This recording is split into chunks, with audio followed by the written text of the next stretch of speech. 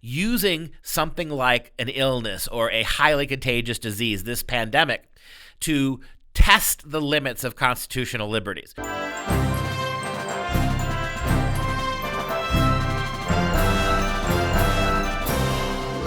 I'm Dr. Duke, and this is Constitution Corner.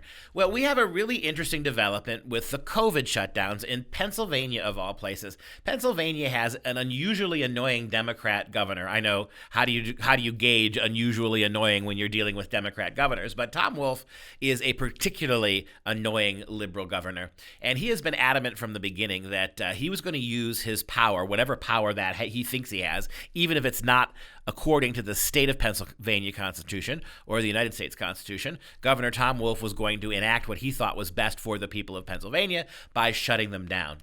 From the beginning, he has been particularly opposed to religious gatherings, everything you can imagine a big city Democrat governor would do to promote protest, right? The protesters are okay, masked and unmasked and not social distancing, Black Lives Matter people and Antifa. That's different. We're not going to hold them to the same standards that we hold shopkeepers and saloon owners and church and pastors. We're going to have a separate set of rules. And so this came to a great big head recently in Pennsylvania, where Republican groups, local business groups, concerned citizens jointly filed suit against Governor Tom Wolf's radical shutdown policy. And to the surprise of nobody, a federal judge declared just the other day that certain aspects of that shutdown were unconstitutional and must be remediated immediately. As one of the lawyers for the good guys said, if this federal judge said it can't happen again, that means it never should have happened. And why are we talking about this? Obviously, in terms of Constitution Corner, because this is where this is perhaps the single biggest immediate threat to the Constitution we have now. Using something like an illness or a highly contagious disease, this pandemic, to test the limits of constitutional liberties, right?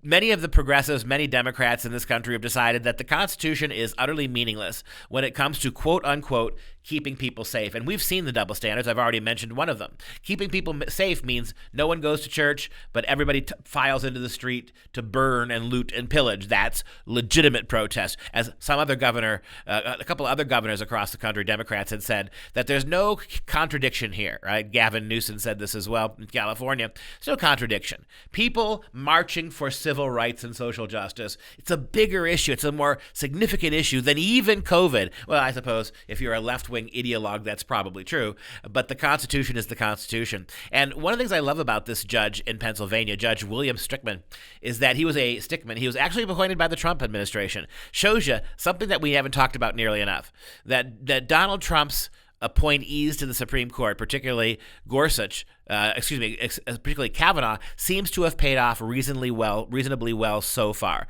Generally speaking, Judge Kavanaugh has been the kind of conservative we were hoping we would get, as opposed to some of the quasi-conservatives that George Bush appointed, including the Chief Justice John Roberts. But William Stickman did a wonderful job, and he said something highly, highly, highly important to those of us who care about the Constitution. Here is a direct quote from Judge Stickman's ruling against Governor Tom Wolf in Pennsylvania. He said, and I quote, "In an emergency, even a vigilant public may let down its guard over its constitutional liberties, only to find that liberties once relinquished are hard to recoup, and that restrictions, while expedient in the face of an emergency, may persist long after immediate danger has passed."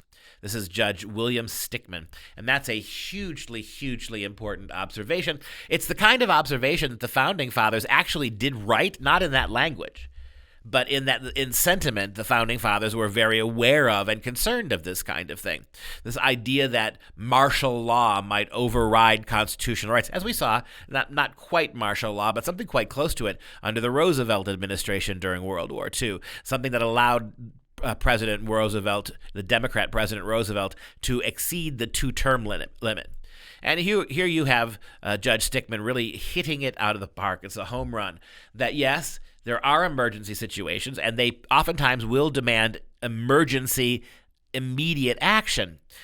But the question is, at some point, the emergency subsides. And we are, to be very frank with you, we are beyond the emergency stage of COVID. We have figured out how to wear masks, even though many of us probably don't need them. We have figured out how to go about and navigate stores and social distancing. The dangerous, the fatal, the lethal effects of COVID are falling, not rising. We know that younger people are much more immune and willing and able to fight it off than older people. We're getting back to school. That emergency is long gone. But notice that the greedy power of left-wing governors and left-wing politicians, they don't want to relinquish that extra constitutional control that they think the COVID emergency, which has waned now, has given them. They want to extend those kinds of power on. And you watch, next you're going to be hearing now, when COVID's done, how many of these Democrat governors are going to want the same latitude to deal with simple common flu season, right? Same kinds of things. Even Fauci himself said it's going to be up to 3 or 4 years before we get back to normal. Doesn't have to be that way, and I want to thank the constitutional approach of Judge William Stickman. Don't just know your Constitution, ladies and gentlemen, live it. This has been Liberty News Hour. As always, you can go to thenewamerican.com and jbs.org for more information on these topics as well as more shows.